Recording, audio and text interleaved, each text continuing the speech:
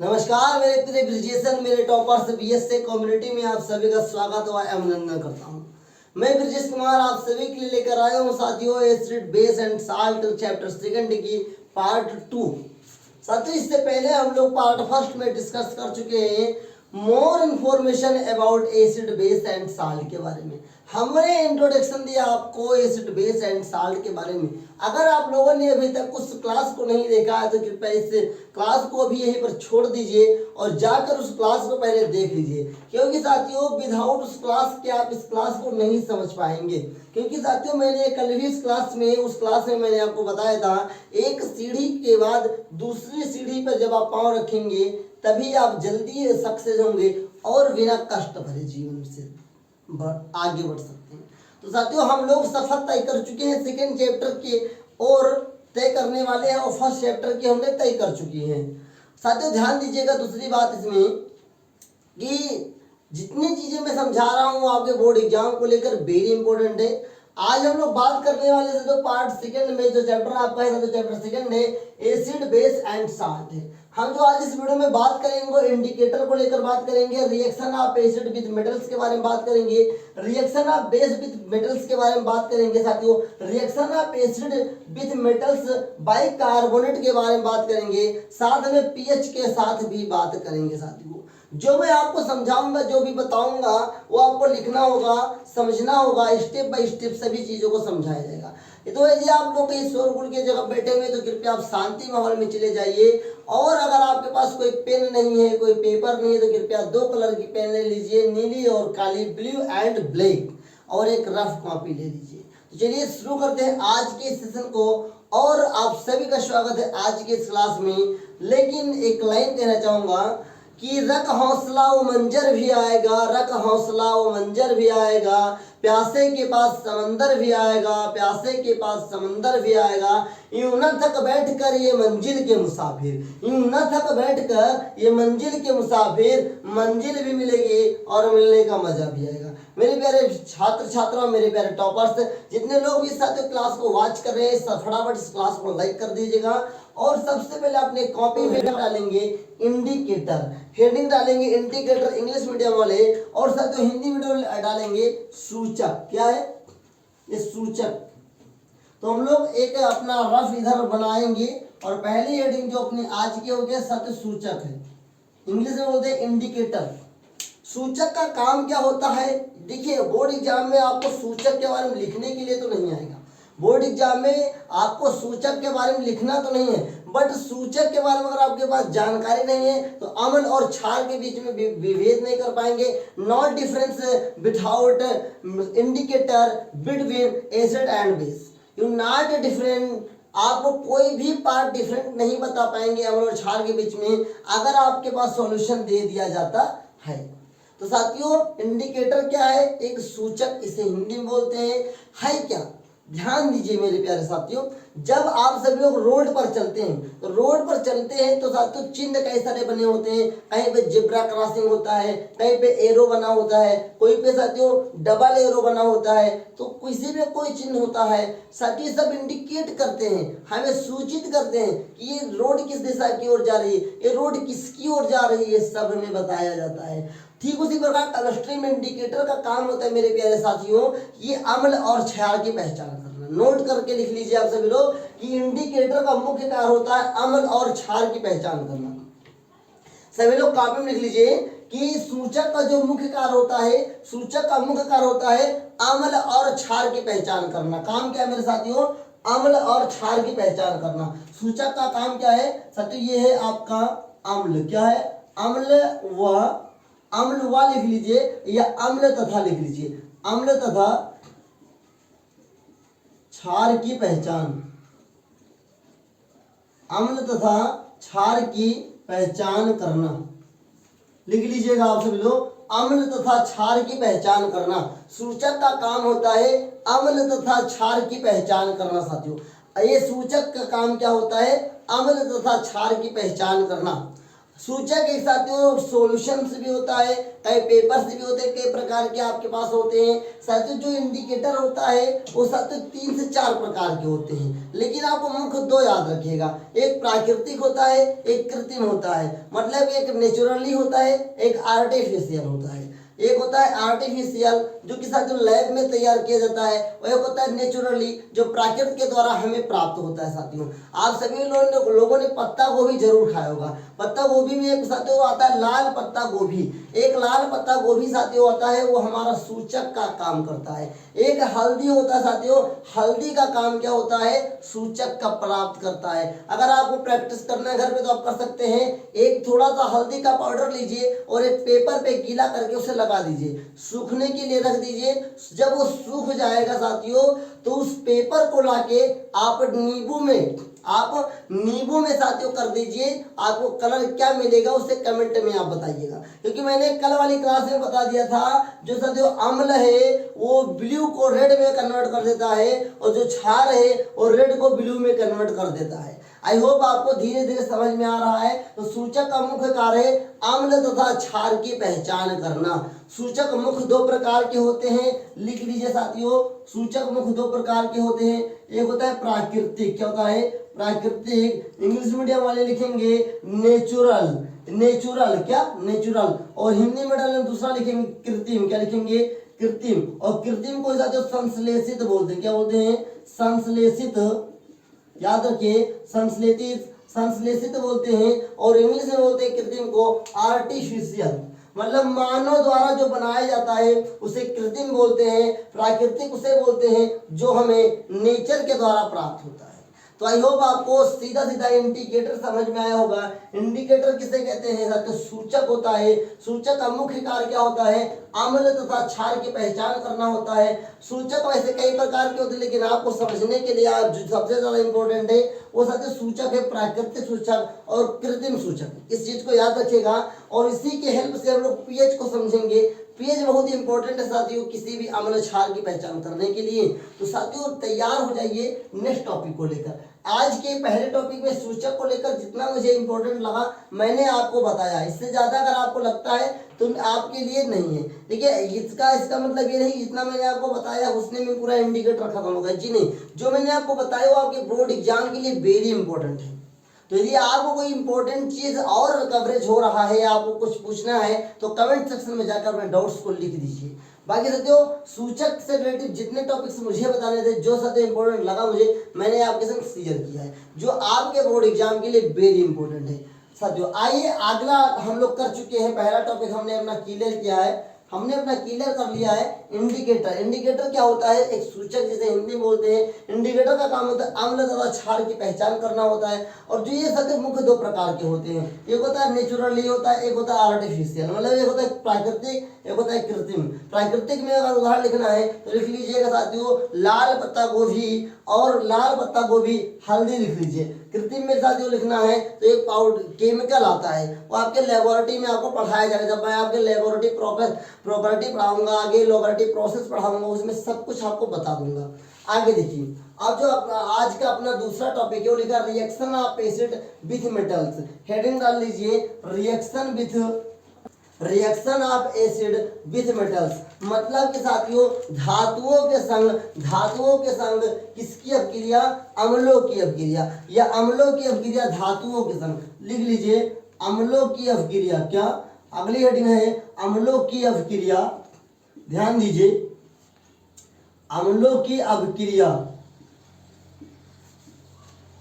अपक्रिया धातुओं के साथ, क्या है, धातुओं के साथ। वेरी इंपॉर्टेंट है साथियों, इससे एक सवाल हर बार बोर्ड एग्जाम में आता है। आपका अगला टॉपिक जो मैंने बताया इंग्लिश वाले लिखेंगे reaction of acid with metals. English Hindi दोनों में आपको मैं समझा रहा हूँ। इंग्लिश वाले लिखेंगे reaction of acid with metals, Hindi वाले लिखेंगे अम्लों की अपक्रिया धातुओं के संग, अम्लों की अपक्रिया धातुओं के संग। जल्दी जल्दी आप लोग हेडिंग डालिए, और बहुत ही कॉन्सेप्ट मैं आपको समझाने जा रहा हूँ। लगातार जो आपको सीखना है वो आपके लिए वेरी इंपॉर्टेंट, समझिएगा ध्यान से। मान लो कोई एक हम अम्ल लेते हैं, मान लो साथियों हम एक कोई अम्ल लेते हैं, मान लेते हैं HCl हमने ले लिया। क्या ले लिया, HCl ले लिया। ओके, और एक हमने धातु ले ली साथियों, धातु हमने ले लिया सोडियम धातु। क्या ले लिया, सोडियम धातु। ध्यान दीजिएगा क्या होने वाला है, सोडियम धातु या पहले लिख लो तो और बेटर हो जाएगा आपके लिए। चलो ऐसे लिख लीजिए, और जैसे मैंने लिखा था अगर आप ऐसे लिखेंगे तो भी गलत नहीं होगा। धातु कैसे करना है, तो हमने एक धातु ले लिया सोडियम।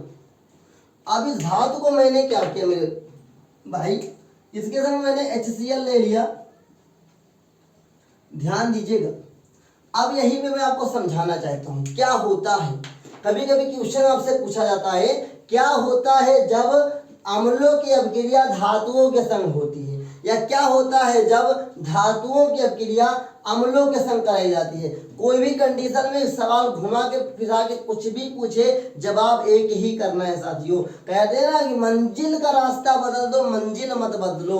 तो आंसर नहीं बदलेगा, क्वेश्चन भले बदल सकता है। क्वेश्चन कैसे पूछेगा, क्या होता है जब अम्लों की अभिक्रिया धातुओं के संग कराई जाती है, या तो पूछ लेगा क्या होता है जब धातुओं के साथ अम्लों की अभिक्रिया कराई जाती है। आपका जवाब जो मैं बताऊंगा यही रहेगा। तो लिखिएगा, जब लिख लीजिए, मैं जो बोल रहा हूँ हिंदी में यही लिख लीजिए, इंग्लिश वाले उसको कन्वर्टिंग कर दिया जाएगा। जब अम्लों की अभिक्रिया धातुओं के संग कराई जाती है, लिखिएगा जब अम्लों की अभिक्रिया धातुओं के संग कराई जाती है, अम्लों की अभिक्रिया धातुओं के संग कराई जाती है तो हाइड्रोजन गैस मुक्त होती है, तो हाइड्रोजन गैस मुक्त होती है। जब अम्लों की अभिक्रिया धातुओं के संग कराई जाती है तो हाइड्रोजन गैस मुक्त होती है। आई होप आपको समझ में आया होगा। कैसे, देखिए ध्यान से।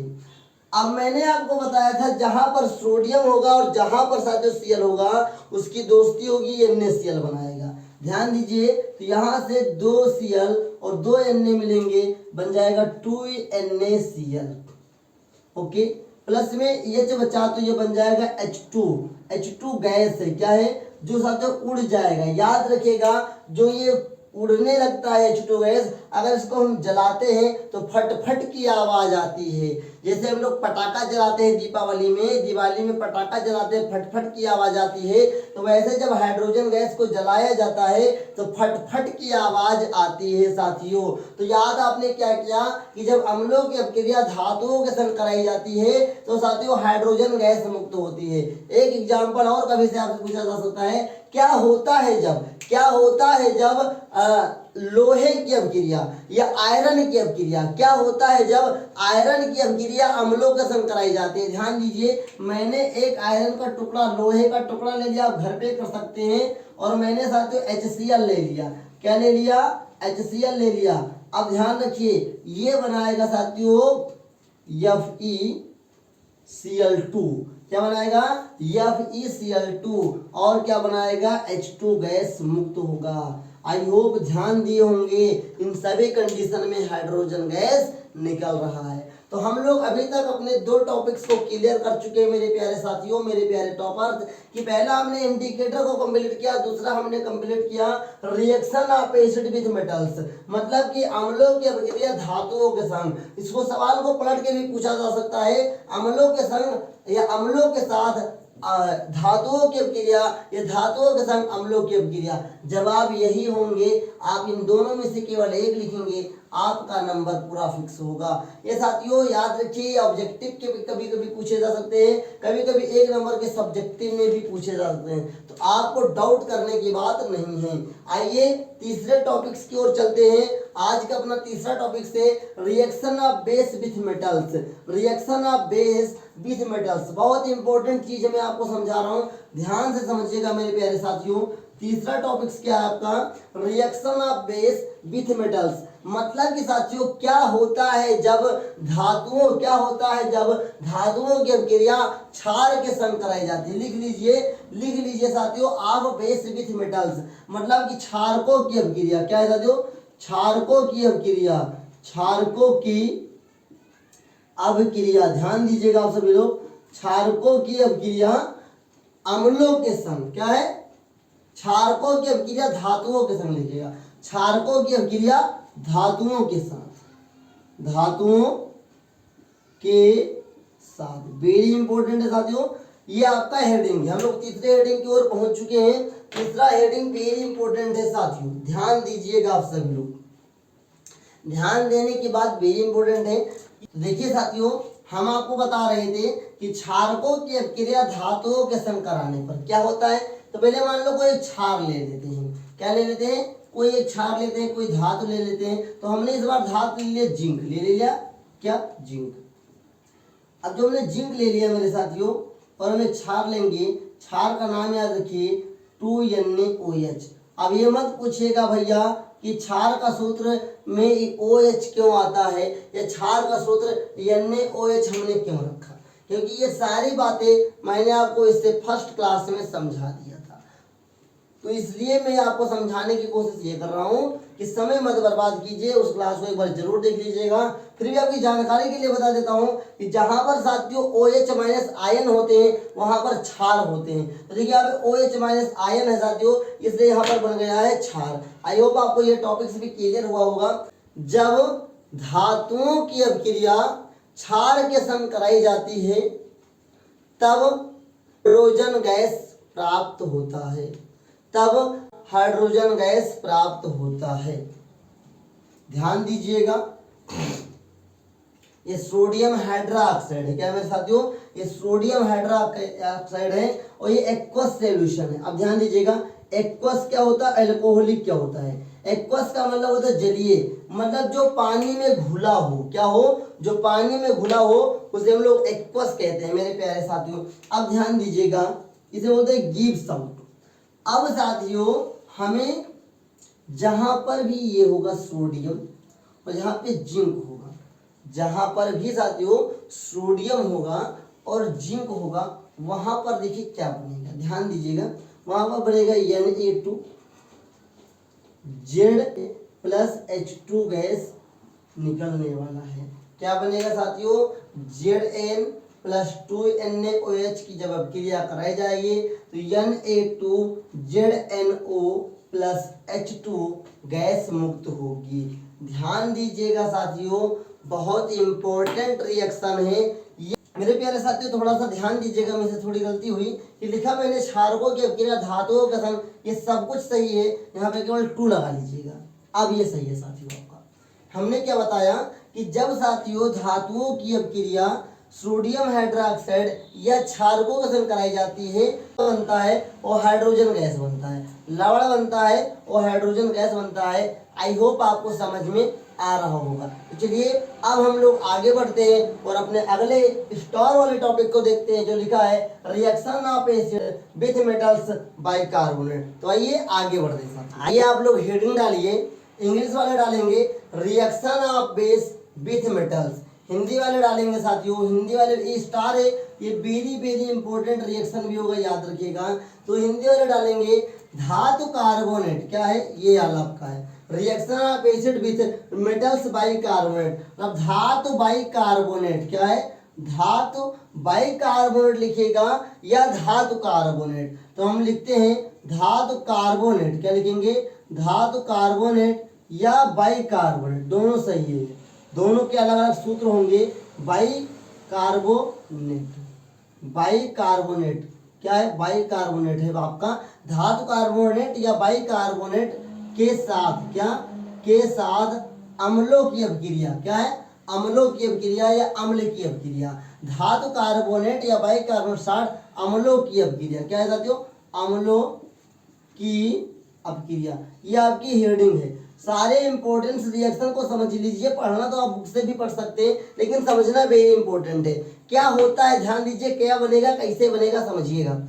जब धातु कार्बोनेट और या बाई कार्बोनेट के संग साथियों अम्ल की अभिक्रिया कराई जाती है तो लवण बनता है, CO2 गैस बनता है और साथियों H2O बनता है। ध्यान करिएगा कैसे बनेगा, मैं समझा रहा हूँ। मान लो कोई धातु है आपके संग, धातु की अभिक्रिया जब हम साथियों धातु कैसा कार्बोनेट वाला है, धातु कार्बोनेट हमने ले लिया और इसकी अभिक्रिया हम मान लेते हैं कोई हमने ले लिया अम्ल, क्या ले लिया अम्ल।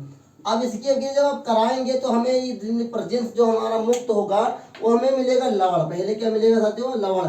इंग्लिश वाले साल्ट्स लिखेंगे, फिर मिलेगा CO2 गैस। क्या मिलेगा? CO2 gas. फिर हमें मिलेगा H2O। क्या मिलेगा? H2O। अब इसे हम लोग कंबाइन करके रिएक्शन आपको समझाऊंगा। ये हमने सूत्र बताया है, हमने एक रास्ता बताया है कि कैसे आप इसे समझेंगे। देखिए, धातु कार्बोनेट की अभिक्रिया जब अम्लों के संग कराई जाती है तो साथियों लवण बनता है, कार्बन डाइऑक्साइड गैस बनता है और H2O बनता है। अब ध्यान दीजिए, अब धातु कार्बोनेट ले लेते हैं। धातु सबसे याद रखिएगा, सोडियम कार्बोनेट वेरी इंपॉर्टेंट है धातु कार्बोनेट का। अब एक अम्ल ले लो, मान लेते हैं H2SO4 हम ले लेते हैं, ध्यान दीजिएगा, जो वेरी इंपॉर्टेंट है आपके सवाल और एग्जाम के लिए।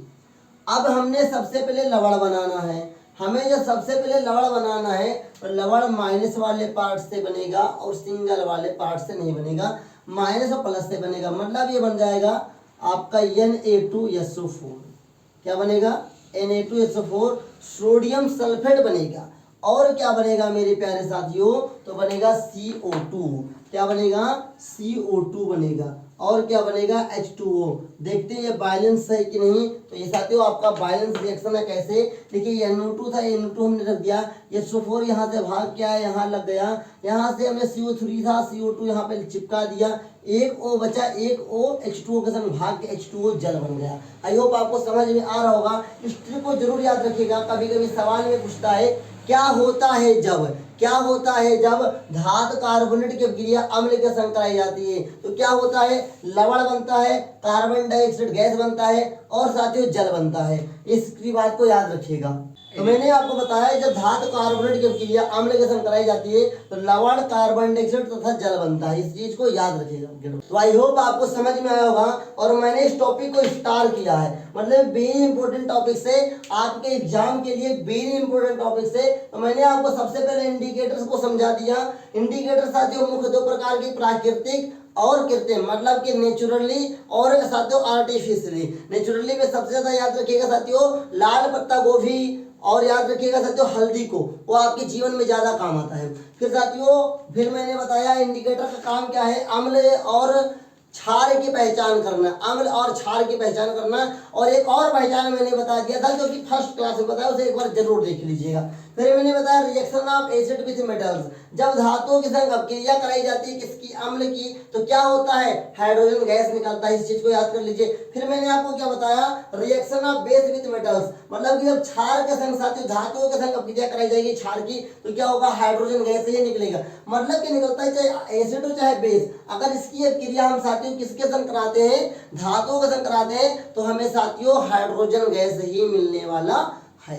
आई होप आपको समझ में आया होगा। फिर मैंने आपको बताया साथियों reaction of acid with metal bicarbonate, मतलब धातु कार्बोनेट या धातु बाइकार्बोनेट की क्रिया जब अम्ल के संग कराई जाती है तो लवण बनता है, कार्बन डाइऑक्साइड गैस बनता है और जल बनता है। तो यही मैंने रिएक्शन आपको दे दिया है। आई होप आपको समझ में आ रहा होगा। लास्ट टॉपिक जो हमें समझाना है वो हमें समझाना है अब पीएच को लेकर। तो आगे हेडिंग डालिए पीएच स्केल, डालिए हिंदी वाले हो चाहे इंग्लिश वाले डालिएगा पीएच स्केल। आई होप आपको समझ में आया होगा। और मैं यहाँ पे अब अपनी हेडिंग लगा लेता हूँ जो आपकी मैं आज अपनी लास्ट हेडिंग है, ये भी वेरी इंपॉर्टेंट है, पीएच स्केल। क्या है? PH scale. ध्यान दीजिएगा आप सभी लोग, पीएच स्केल। चलिए अब हम लोग आगे बढ़ते हैं साथियों। देखिए साथियों पीएच का इतिहास बहुत लंबा है। पीएच का जो पूरा नाम होता है वो साथियों होता है पोटेंशियल ऑफ हाइड्रोजन। इंग्लिश में लिख लीजिए पोटेंशियल ऑफ हाइड्रोजन, या साथियों लिख लीजिए किसी भी पदार्थ में हाइड्रोजन आयन की क्षमता, हाइड्रोजन आयन की क्षमता को ही पीएच स्केल कहा जाता है। पीएच स्केल का काम होता है हाइड्रोजन आयन को मापना, किस पदार्थ में कितने हाइड्रोजन आयन से। कैसे? ध्यान से समझिएगा। आप छोटे क्लास में साथियों पढ़े होंगे नंबर लाइन। यहाँ पे साथियों 0 होता है पीएच स्केल में, बीच में होता है 7। क्या होता है? बीच में होता है 7, यहाँ पे है चौथा 14। बहुत आसानी से समझाऊंगा और यहीं से बहुत कुछ समझाना है, इसे ध्यान दीजिएगा मेरी बातों पे साथियों।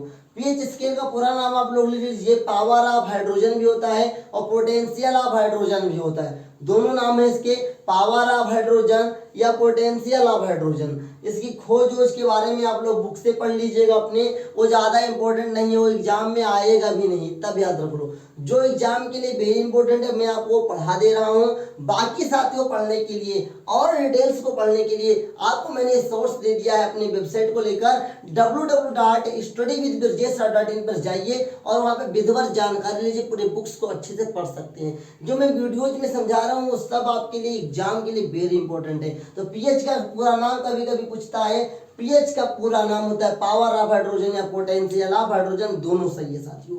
और दूसरी बात मेरे प्यारे साथियों, पीएच का काम क्या होता है, पीएच का काम क्या होता है, इसका भी काम होता है अम्ल क्षार लवण की पहचान करना, अम्ल क्षार और लवण की पहचान करना। कितने स्टूडेंट्स इस कमेंट सेक्शन में बता सकते हैं कि लवण का निर्माण कब होता है, कमेंट में जरूर बताइएगा लवण का निर्माण कब होता है, साल्ट्स कब बनता है, इसे आपको कमेंट में जरूर बताना है। तो आइए इसके बारे में हम लोग बात करते हैं। अगर मान लो कोई एक लिक्विड हमने ले लिया, मान लो इस प्रकार का हमारे घर में कोई बर्तन रखा हुआ है, अब ध्यान दीजिए, इस बर्तन में कोई लिक्विड भरा हुआ है मेरे साथियों, इसमें कोई लिक्विड भरा हुआ है, कोई तरल पदार्थ भरा हुआ है, ऐसे भरा हुआ है, ध्यान से देखिएगा। अब इस प्रकार की मान लो एक पटरी है, मान लो ये जो हमारा पीएच स्केल है हमने इसको यहाँ पे डाल दिया, ये था 0, ये था 7 मान लेते हैं, ये 14 था, इसके बीच में नंबर्स तो बहुत सारे होंगे। अब ध्यान से देखिए, अगर अब हमने कोई विलयन में कोई सॉल्यूशन में पीएच स्केल को हमने डाल दिया, अगर पीएच स्केल की जो रीडिंग है, पीएच स्केल की जो रीडिंग है अगर 7 आएगा, क्या आएगा 7, वो होगा उदासीन। क्या होगा साथियों, उदासीन। उदासीन मतलब न्यूट्रलाइज होगा, ध्यान दीजिएगा। अगर किसी भी सॉल्यूशन का पीएच रीडिंग 7 आएगा तो वो उदासीन है।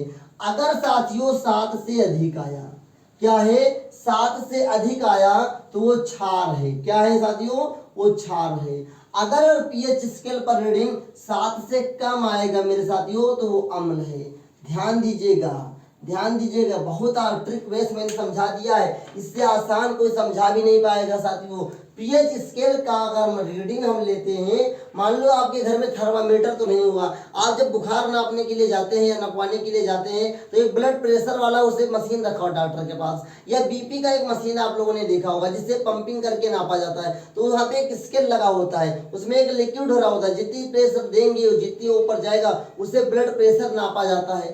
ठीक उसी प्रकार से मान लेते हैं आपके पास एक स्केल होता है और स्केल को जब आप लिक्विड में डाल देते हैं, अगर पीएच स्केल पे रीडिंग 7 आता है तो वो उदासीन होगा, मतलब वो लवण है। उदासीन है तो क्या वो लवण है साथियों। अब अगर पीएच स्केल पे मान कैसा आ गया साथियों, उदासीन न होकर 7 से अधिक आ गया तो क्षार बनेगा। क्या बनेगा, क्षार बनेगा। अगर साथियों 7 से कम है तो अम्ल बनेगा। अब साथियों अम्ल प्रबल भी होता है दुर्बल भी होता है, क्षार प्रबल भी होता है दुर्बल भी होता है। तो कब बनेगा प्रबल, याद रखिएगा साथियों 7 के जितने करीब होगा उतना दुर्बल होगा। याद रखिए यहाँ 7 के जितने करीब होगा, मतलब यहाँ लिख दे रहा हूं मैं, ध्यान दीजिएगा, 7 के करीब, क्या 7 के करीब दुर्बल, 7 के दूर, 7 के दूर प्रबल बनेगा। ध्यान दीजिएगा, दोनों टॉपिक्स वेरी इंपॉर्टेंट है जो मैंने आपको समझाया है अभी, ये प्रबल और दुर्बल वाला मैटर। अगर मान लो 7 क्या रीडिंग हम लेते हैं किसी सॉल्यूशन का, अगर उस सॉल्यूशन की रीडिंग पीएच स्केल पे 7 के जितने करीब होगा वो साथियों प्रबल होगा, नहीं सॉरी दुर्बल होगा, और 7 से जितना दूर जाएंगे वो क्या होगा, वो होगा प्रबल। मान लेते हैं 2 लिक्विड है आपके पास, मान लो आपके पास लिक्विड ए है और लिक्विड बी है। ध्यान दीजिएगा, आपसे पूछा जा सकता है सवाल, पूछा जा सकता है लिक्विड ए है और लिक्विड बी है। लिक्विड ए का जो साथियों पीएच स्केल पे मान है वो मान लेते हैं कि साथियों 7.8 है। कितना है, 7.8 है। और बी का साथियों जो पीएच मान है वो 9 है, पीएच मान 9 है। तो पहले बताइए ए और बी है क्या, वो तो साथियों ए और बी है क्या, ए और बी साथियों क्षार है। क्या है, ए और बी क्या है, क्षार है, ये तो पहले हो गया। अब पूछेगा इसमें कौन प्रबल होगा और कौन दुर्बल होगा। तो साथियों दो चीज है, मैंने क्या बताया, सात के जितना करीब उतना दुर्बल, सात से जितना दूर वो प्रबल ही होता जाएगा। तो साथियों इन दोनों की अपेक्षा में ए क्या होगा, ए आपका दुर्बल होगा। क्या होगा साथियों, ए आपका दुर्बल होगा, मतलब बीक एसिड होगा। ये कैसा होगा साथियों, ये आपका बीक एसिड होगा, ये आपका सॉरी बीक बेस होगा, और ये आपका स्ट्रॉन्ग होगा। क्या होगा, स्ट्रॉन्ग होगा। ध्यान दीजिएगा, मैंने बेस बोला है, याद रखिए साथियों, यहाँ बीक होगा, ये स्ट्रॉन्ग होगा। आई होप आपको समझ में आया होगा। सात के जितने करीब होगा उतना दुर्बल होगा, सात के जितना दूर होगा उतना प्रबल होगा। तो आई होप आपको आज के सारे टॉपिक्स क्लियर हुए होंगे। आज हमने जो सीखा है वो साथियों 1 2 3 4 और 5 टॉपिक्स को सीखा है। इन 5 टॉपिक्स को तैयार करेंगे तो अधिकतर क्वेश्चन आपसे हो जाएंगे। और साथियों संतुलित रासायनिक समीकरण को सीख लीजिए, उसके लिए चैनल्स पे ऑलरेडी वीडियो है, उससे भी अच्छे तरीके से देख लीजिए। सारी चीजें आपकी वेरी इंपॉर्टेंट है। अगर आप लोगों ने अभी तक पहले पार्ट को नहीं पढ़ा तो पहले पार्ट की क्लास हो चुकी है, लगभग 1 घंटे 9 मिनट की वीडियो होगी, उसे देख लीजिए, पूरा पहला चैप्टर आपका कंप्लीट हो जाएगा। और साथियों सेकंड चैप्टर का मैंने पार्ट फर्स्ट पहले ही आपको समझा दिया है, उसे भी जरूर देखिए। और यहाँ तक देखने के लिए बहुत बहुत धन्यवाद। हमने आज जो टॉपिक्स को देखा हुआ है आपका indicator, reaction of acid with metals, reaction of base with metals, reaction of acid with metals bicarbonate और पीएच स्केल, 5 से 6 टॉपिक्स को हमने पढ़ा है। और यहाँ तक का सफर बहुत ही बेहतर रहा है। कैसा लगा, अगर आपके पास कोई डाउट हो तो कमेंट करके पूछ सकते हैं। और साथियों वेबसाइट पर जाकर आप लोग विजिट करिए और पढ़ना शुरू कीजिए। देखिए साथियों, कहा गया है सीख करके साइकिल चलाया जा सकता है, सीख करके साइकिल चलाया जा सकता है। इसको मैं बदल रहा हूं, सीख करके हवाई जहाज भी उड़ाया जा सकता है, सीख करके हवाई जहाज भी उड़ाया जा सकता है। और बिना सीखे साइकिल भी नहीं चलाया जा सकता है, और बिना सीखे साइकिल भी नहीं चलाया जा सकता। तो सीखना शुरू कीजिए, सीख करके आप जो चीज़ नहीं जानते वो भी जान जाएंगे। तो आज के लिए इतना ही। आज की क्लास कैसी लगी कमेंट में जरूर बताइएगा।